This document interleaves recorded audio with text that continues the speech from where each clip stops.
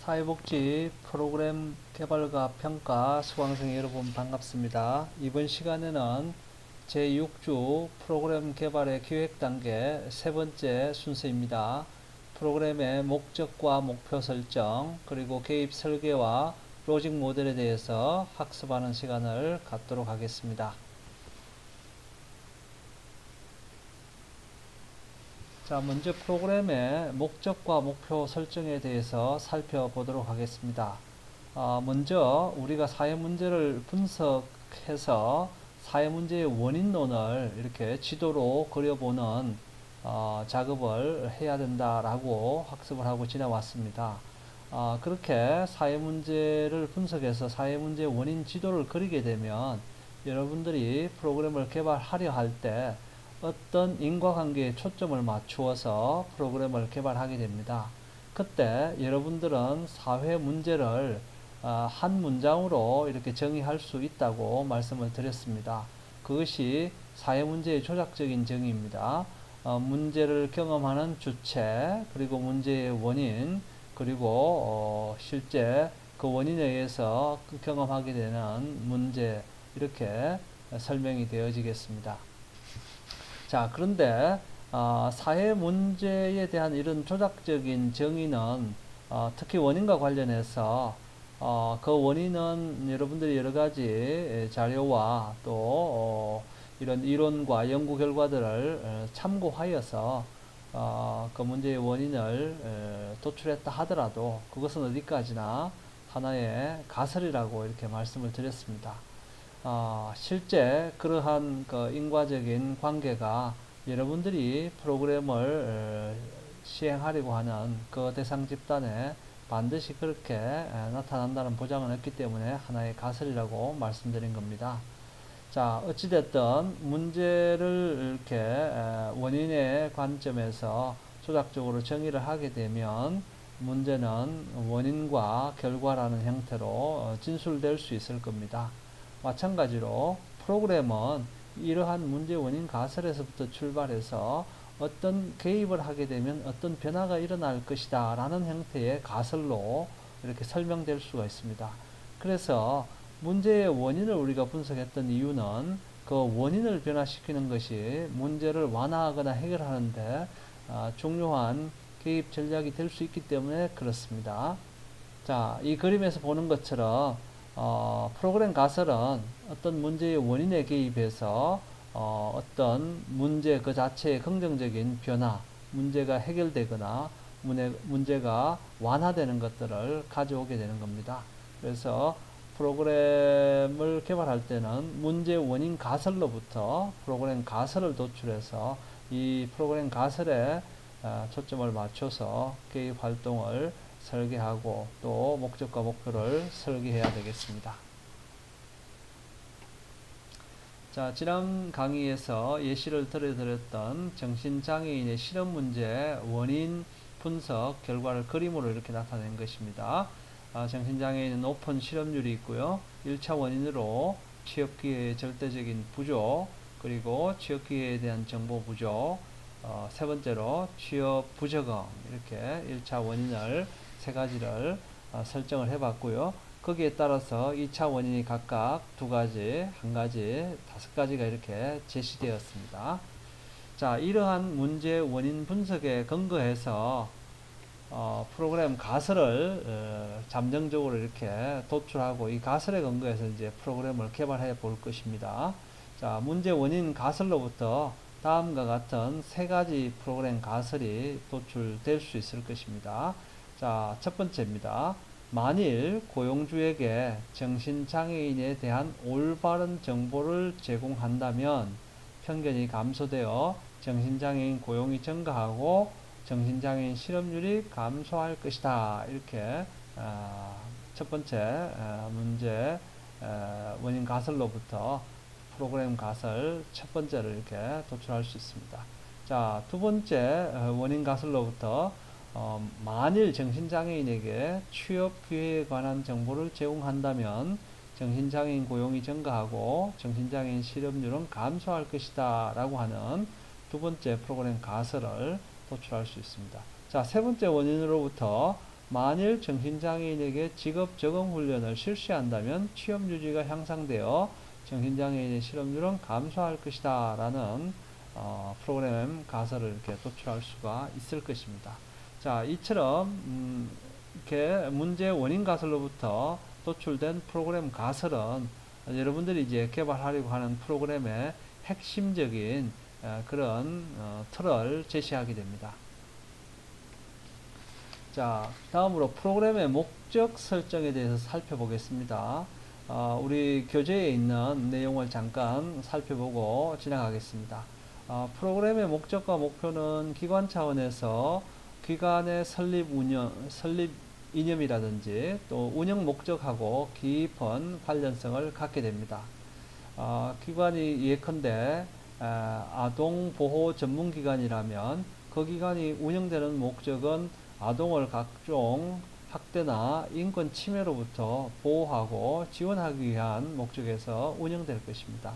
이런 기관에서 어떤 프로그램을 개발해서 운영하게 된다면 적어도 그 프로그램의 목적은 아동의 인권이나 권리 보호와 관련이 있는 그런 프로그램이 만들어지게 되겠죠. 그래서 어떤 기관의 프로그램의 목적은 궁극적으로는 그 기관의 설립이나 운영 목적 또 그런 지향점과 일관성 있게 설정된다는 그런 얘기가 되겠습니다. 자, 그 다음에 우리가 어떤 프로그램을 개발해서 외부의 기금을 지원받고자 한다 그러면 기금을 지원하는 주체들, 뭐 사회복지공동모금회라든지 삼성복지재단이라든지 또 지방자치단체라든지 이런 기금을 지원하는 주체가 요구한 어떤 목적과 목표를 프로그램은 반영할 수밖에 없습니다. 그래서 어떤 기관에서 아동의 인권 침해를 예방하기 위해서 아동을 양육하는 주양육자의 아동 인권에 대한 인식을 향상시키기 위해서 프로그램을 공모하게 된다면 여러분들이 개발해서 공모에 지원하게 되는 프로그램은 반드시 아동의 인권에 대한 주양육자의 인식을 향상시키는 것을 궁극적인 목적으로 하는 그런 프로그램을 이제 개발해야 되겠죠. 자, 사회 문제 해결을 위해서 실시되는 그 프로그램은 그 문제의 원인, 그 다음에 문제의 해결 방법에 대한 그 사회적인 어떤 인식이나 합의에 또 관련을 갖게 됩니다. 그래서 만약의 경우에 어떤 사회 문제에 대해서 아직까지 사회적으로 충분히 그 원인에 대한 합의가 이루어지지 않았다든지 또 사회 문제 해결 방법에 대해서 사회적인 어떤 합의가 도출되지 않았다면 프로그램의 이 목적과 목표 설정하는 것이 상당히 어려울 수 있습니다. 왜 그러냐면 여러분들이 가정하는 프로그램의 어떤 목적과 목표가 다른 사회 구성원들이나 심지어는 여러분들의 프로그램을 심사하게 되는 기금 제공자들이 여러분들이 바라보는 관점과는 다른 문제의 원인론 혹은 문제 해결 방법에 대해서 다른 인식을 가지고 있다면 여러분들이 기획한 프로그램에 대해서 긍정적인 평가가 내려지기 어려울 것입니다. 그래서 가능한 사회적으로 어느 정도 문제의 원인에 대해서 공통된 이해가 형성되어 있거나 또 문제 해결 방법에 대해서 어느 정도 사회적으로 공감대가 형성되어 있을 때 프로그램의 목적과 목표 설정하기는 상당히 편리합니다. 그런 사회적인 공통된 인식에 근거해서 프로그램을 기획하면 그런 프로그램은 목적과 목표 설정에 있어서 지지받을 수 있기 때문에 그렇습니다. 자, 프로그램의 목적은 사회 문제 해결과 관련이 있어야 되고 또 프로그램의 목표, 서비스 목표, 그 다음에 구체적인 활동하고 논리적인 관련성이 있어야 되겠죠. 그래서 이것을 이제 프로그램의 목적은 프로그램의 목표를 규율하고 프로그램의 목표는 또 구체적인 서비스 활동을 규율하게 되죠. 그래서 이렇게 이제 위계적으로 구성된다라는 표현을 주교재에서는 하고 있습니다. 자, 프로그램의 목적을 설정할 때 우리가 단기 실습에서 잠깐 여러분들이 살펴본 것처럼 세 가지 구성 요소로 프로그램의 목적을 설정해야 됩니다. 첫째, who, 누구에게 개입하는지 표적 집단이 제시가 되어져야 됩니다. 자, what, 그 다음에 개입 절차와 수단이 제시되어야 되겠죠.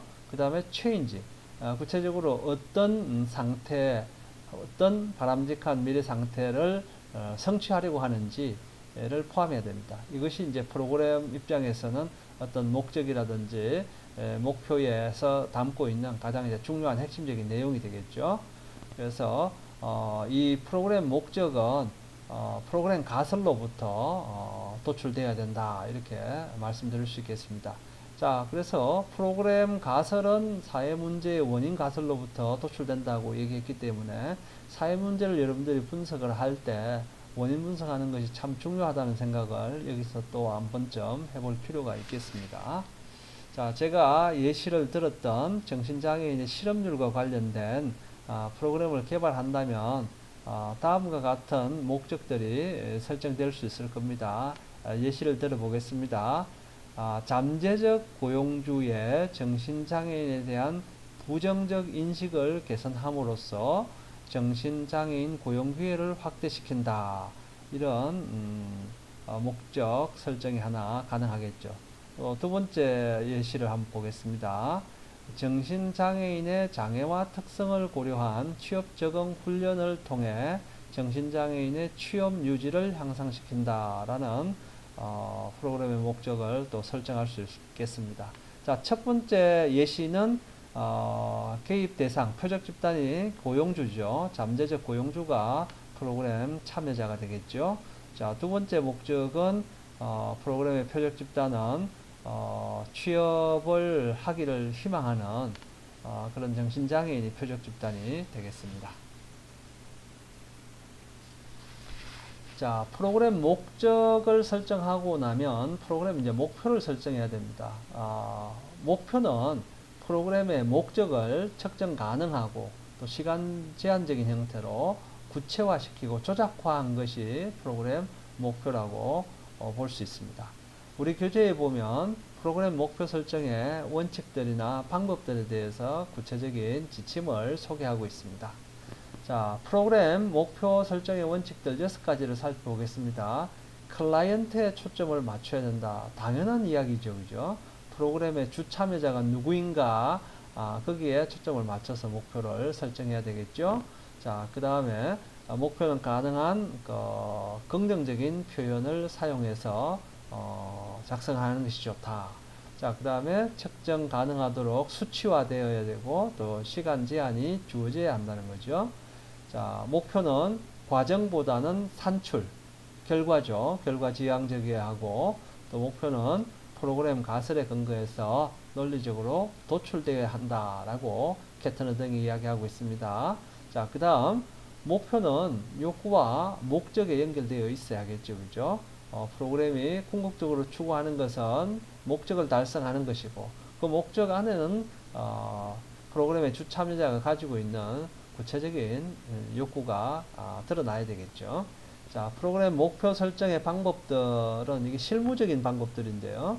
목표는 문제나 욕구와 관련해서 핵심 요소를 두세 개 나누어서 목표 1, 2, 3 이렇게 작성을 하라는 거죠.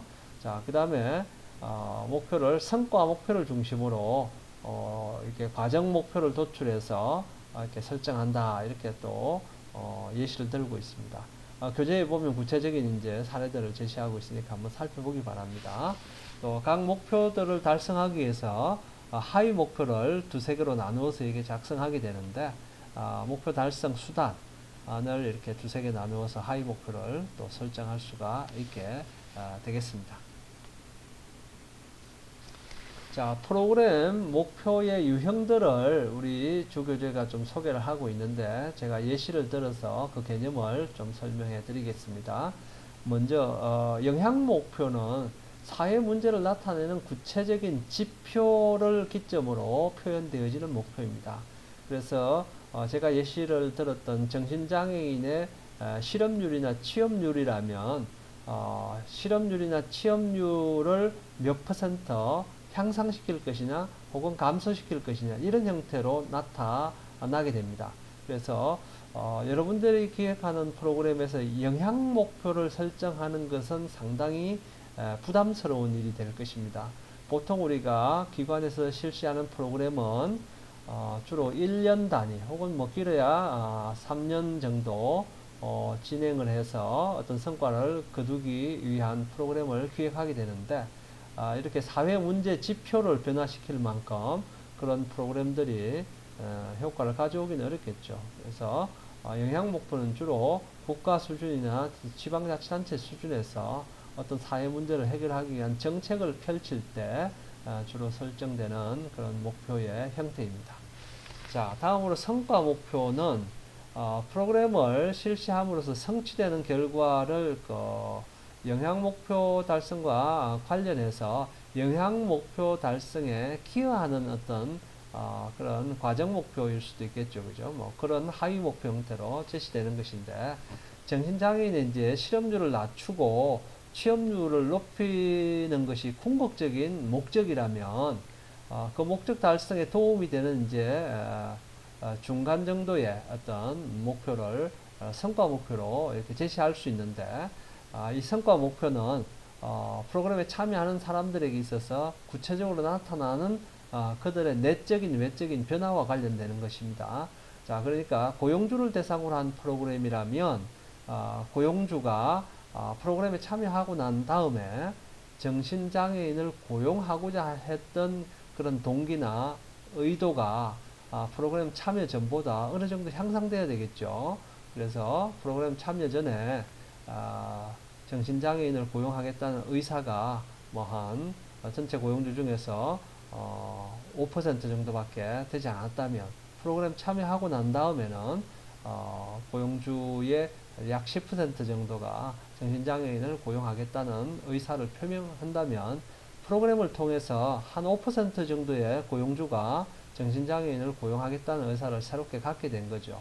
자, 그런 관점에서는 이렇게 고용주의 정신장애인 고용 의사를 향상시키는 구체적 수치로 제시되는 성과 목표는 우리 기관에서 1년 내지는 3년 정도 실시하는 프로그램이라고 가정했을 때에는 합리적이고 또 성취 가능한 그런 현실적인 목표가 아닌가 생각이 되어집니다. 자, 성과 목표를 달성하기 위해서 이제 어떤 과정이 필요합니다. 어떤 액티비티나 활동, 또 어떤 서비스를 제공하는 그런 구체적인 활동이 필요한데, 그러한 활동 중심으로 제시되는 목표가 과정 목표 혹은 뭐 산출 목표라고 이렇게 말씀을 드릴 수 있겠습니다. 그래서 프로그램의 실천 활동이나 과업을 통해서 표현되는 프로그램의 목표입니다.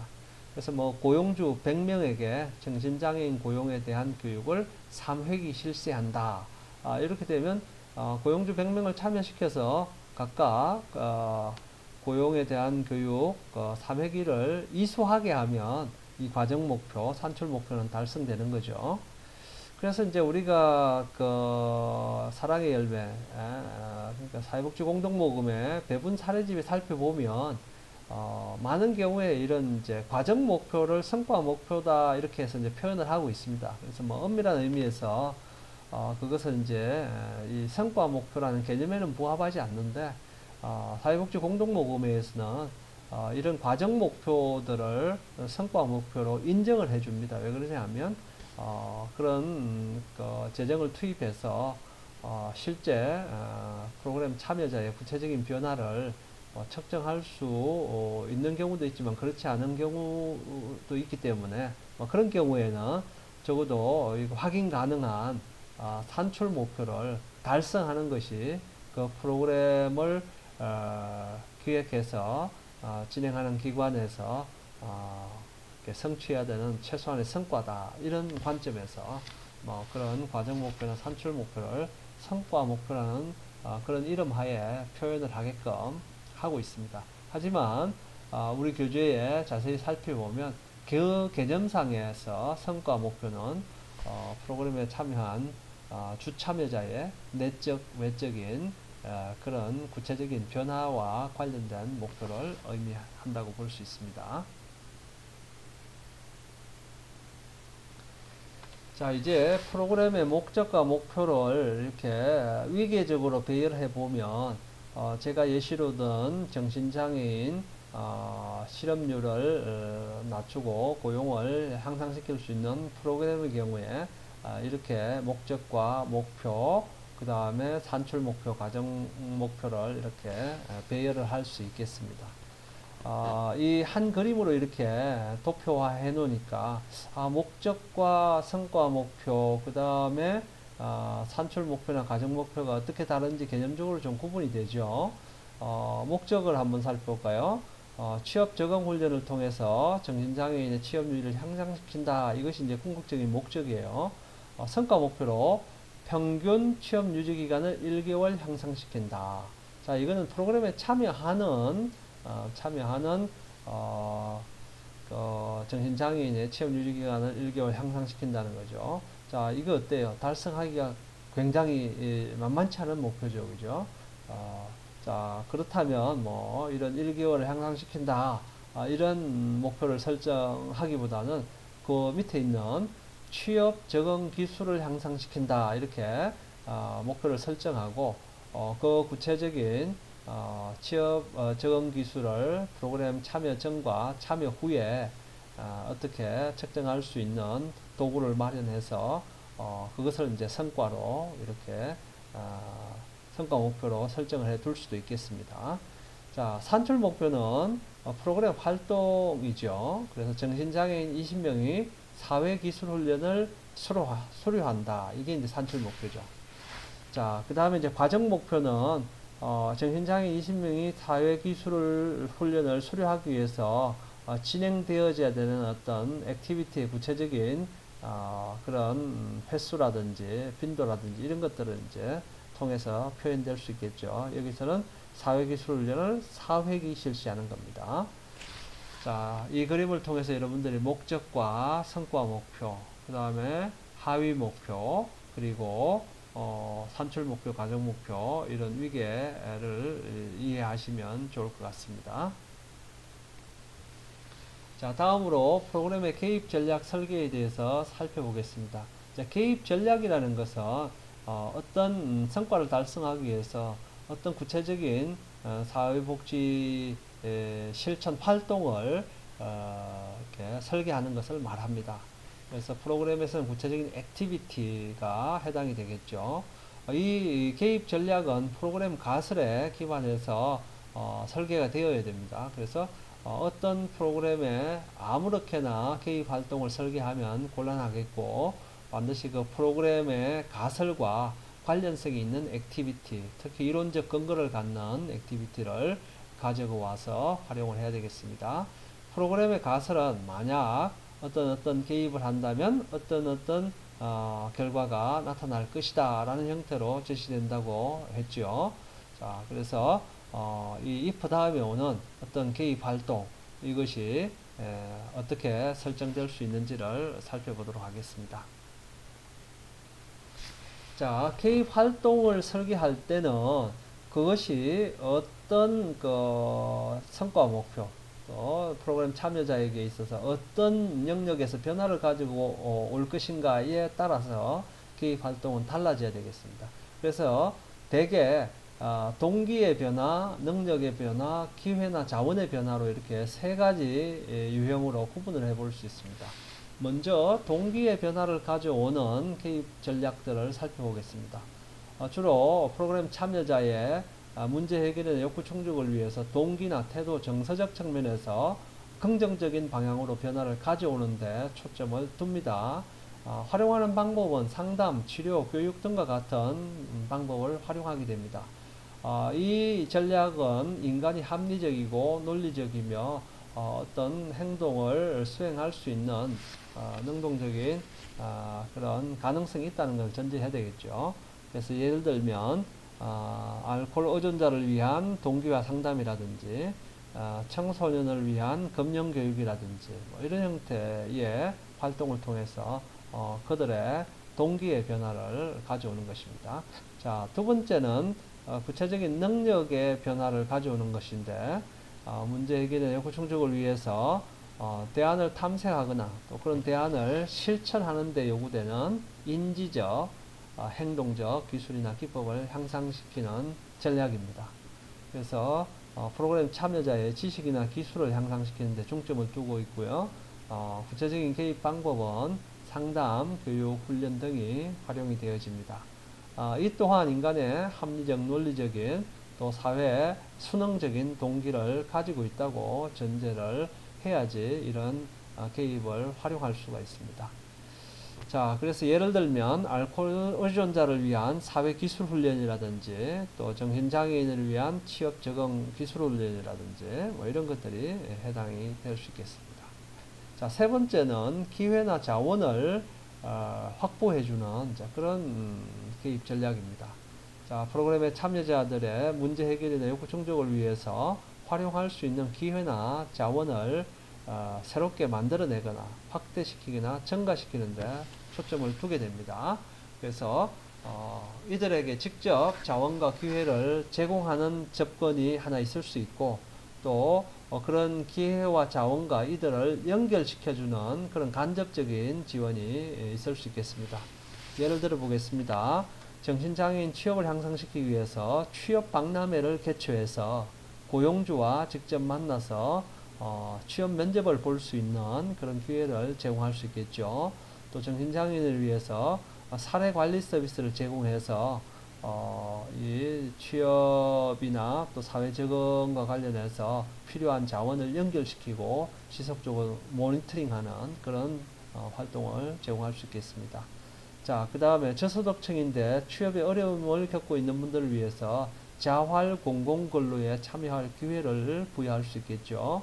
또 장애인인데 경쟁적인 취업 노동시장에서 일자리를 얻기 어려운 경우에 장애인 의무고용 제도를 활용해서 의무고용 일자리에 장애인이 참여할 수 있도록 지원을 할 수 있겠습니다. 자, 다음으로 로직 모델에 대해서 설명을 해드리겠습니다. 프로그램의 논리적인 체계성을 잘 보여주는 도구가 로직 모델입니다. 로직 모델은 번역을 하면 논리적인 모형 이렇게 번역할 수 있겠죠. 우리가 프로그램을 개발할 때 문제의 원인을 분석했죠. 그 다음에 거기에서 프로그램 가설을 도출했고요. 프로그램 가설에 근거해서 이제 이번 시간에 학습하고 있는 어떤 활동이나 자원을 투입하고 또 산출이나 성과를 거두어서 궁극적으로 목적을 달성하게 되는 것이 프로그램인데 이러한 과정이나 구성 요소들을 총체적으로 전체적으로 그림으로 표현한 것이 로직 모델입니다. 논리 모델이라고 할 수 있죠. 그래서 이 로직 모델, 논리 모델은 특정한 조건 아래에서 프로그램이 어떻게 운영되고 어떤 목표와 성과를 거둘 것인지에 대해서 그림으로 보여주는 의사소통 도구입니다. 그래서 이제 로직 모델은 어떤 논리적인 추론을 담고 있고요. 또 어떤 행동을 통해서 어떤 성과를 추구하는지 그런 행동의 이론을 담고 있고 그 다음에 어떤 수행 과정을 거치는지에 대해서 전체적인 틀이 그 그림을 통해서 나타나게 됩니다.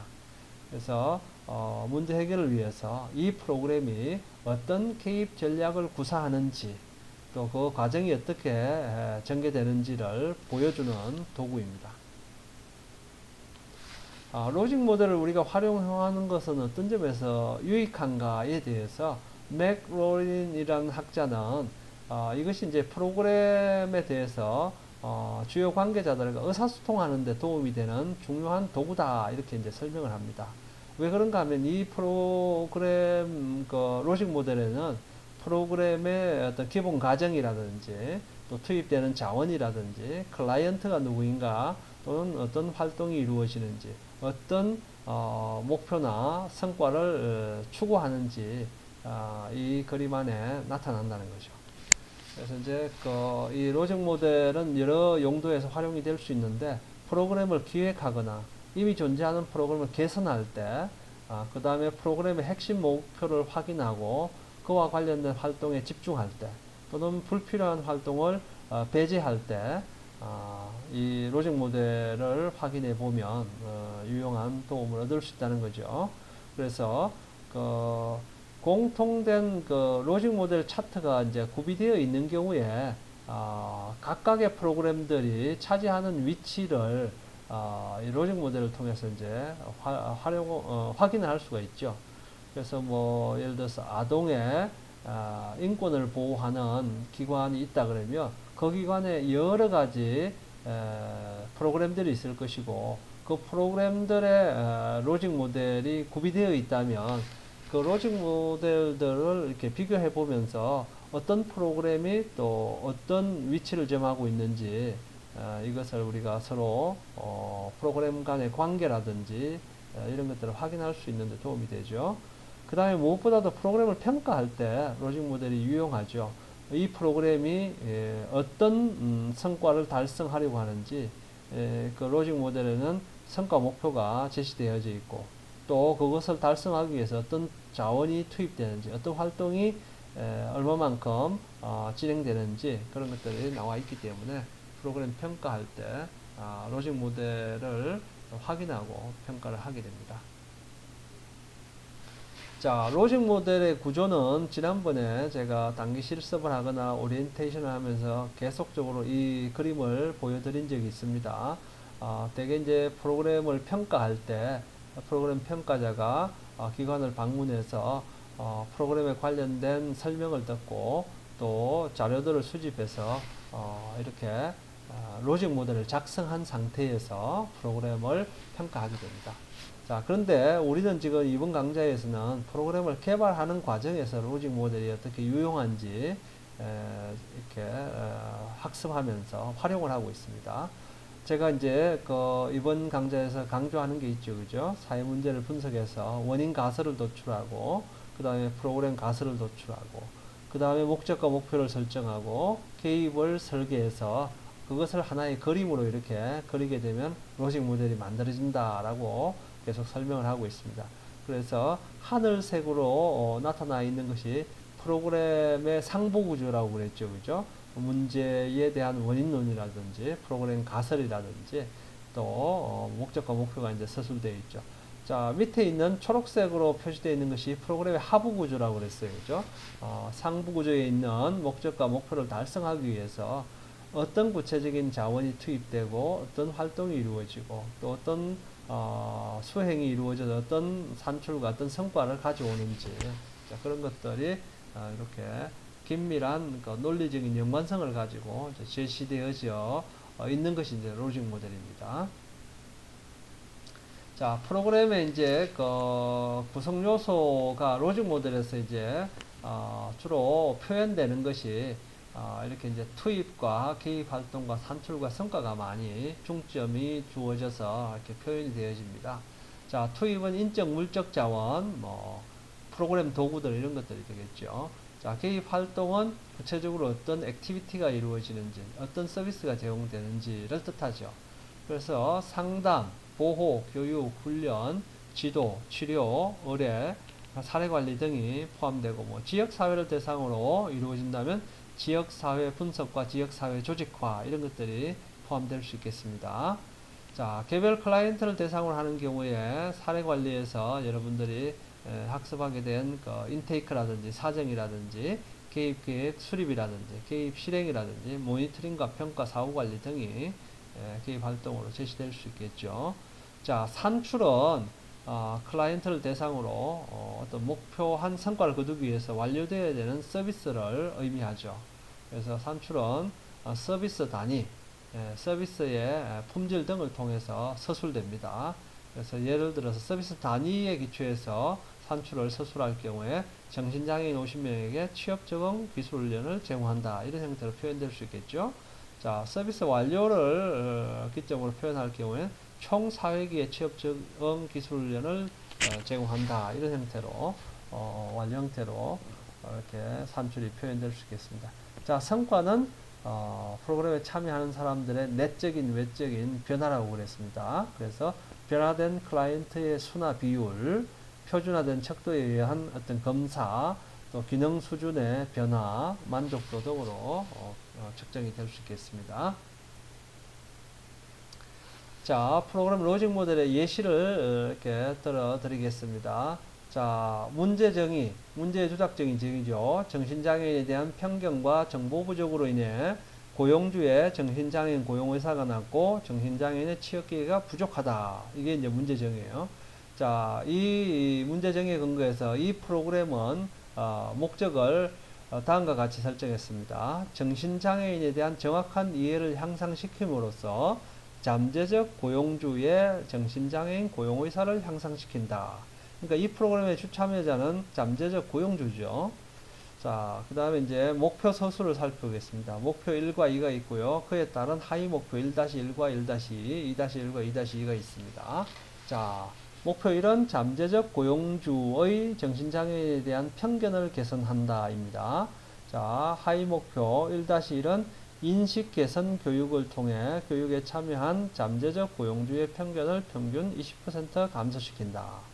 자, 하위 목표 1-2는 지역의 잠재적 고용주 40명을 대상으로 정신장애인에 관한 인식 개선 교육을 실시한다. 이건 이제 산출 중심으로 하위 목표를 설정한 거죠. 자, 하위 목표 2-1을 보면 지역의 잠재적 고용주 20명을 대상으로 고용 지원 서비스에 대한 교육을 실시한다. 역시 산출 중심으로 지금 목표 2에 대한 하위 목표를 서술한 것이죠. 자, 하위 목표 2-1을 보면 고용 지원 서비스 교육을 받은 잠재적 고용주의 25%가 정신장애인 고용 상담을 받도록 한다. 이게 이제 이것도 역시 산출 중심의 목표죠, 그죠? 잠재적 고용주가 고용 상담을 이용하도록 하는 거죠. 자,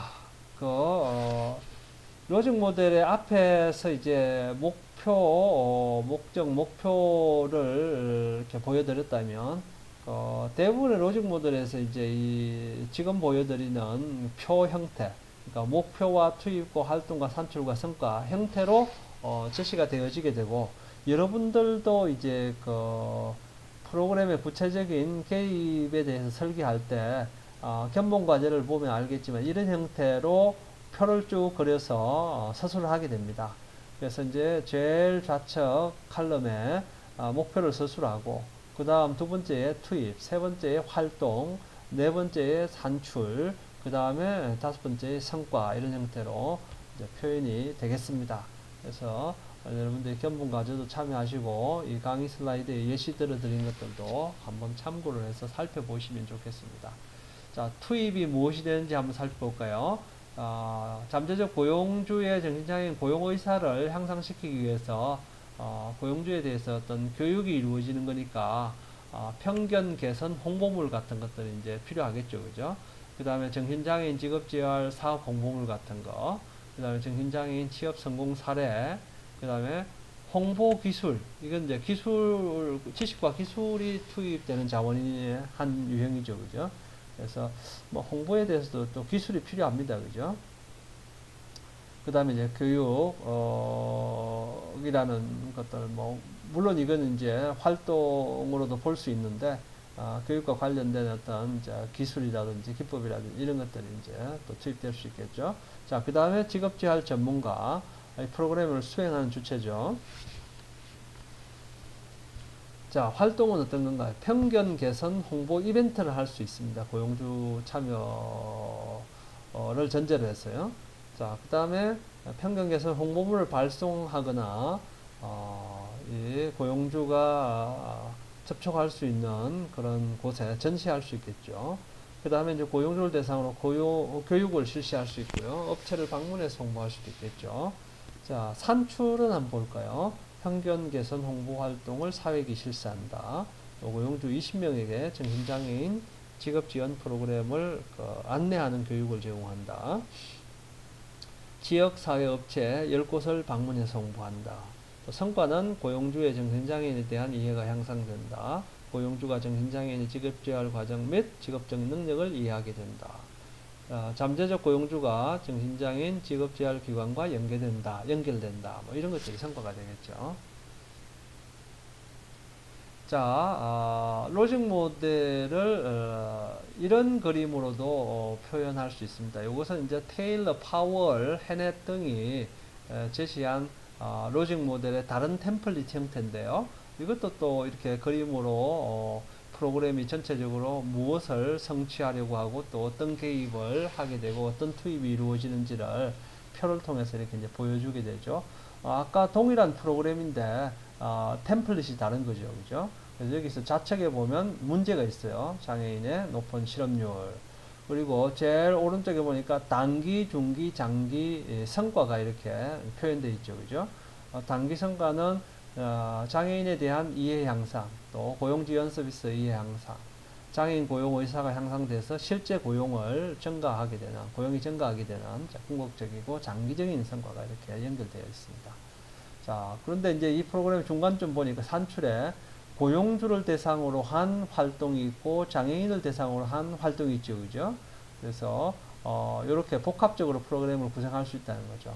하나의 정신장애인 취업 지원 프로그램을 개발하는데 한편으로는 고용주에 대해서 이런 개입을 하고 또 한편으로는 장애인에 대해서 이런 개입을 하나의 큰 프로그램 내에서 동시에 진행할 수도 있습니다. 그런데 여러분들이 이제 프로그램을 개발할 때는 여러분들은 이제 이번 학기에 첫 실습을 하는 거기 때문에 이렇게 개입 대상이 둘 이상인 프로그램을 기획하기는 아마 어렵고 힘들 겁니다. 개입 대상, 그러니까 프로그램의 주 참여자가 하나의 단일한 동질적인 구성원으로 이렇게 만들어지는 것이 프로그램을 기획하기가 쉬울 겁니다. 이것은 제가 이제 그 연구 차원에서 이제 만들었던 사례여서 이렇게 하나의 프로그램에 고용주와 장애인을 동시에 참여시켜서 각각 뭐 중복적인 개입도 있고 또 차별화된 개입도 있는데 그렇게 함으로써 장애인과 고용주를 각각 이렇게 변화시켜서 정신장애인 고용을 촉진시키는 그런 프로그램을 설계해 본 것입니다.